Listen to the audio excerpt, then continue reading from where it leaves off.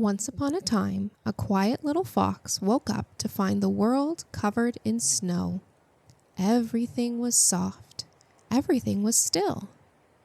He stepped out gently, his paws making the first footprints.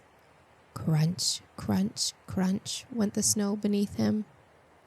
A gust of wind made snow fall from a tree. The fox paused, then smiled. He loved the snow.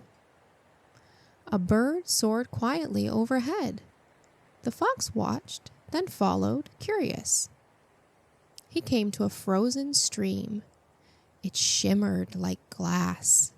He looked down and saw his nose reflected back. As the snowflakes danced and the sky grew dim, the fox found a soft spot beneath the snow. The moon rose, the forest sparkled, the fox closed his eyes and dreamed of more snow. And that was the end of the fox's snowy day.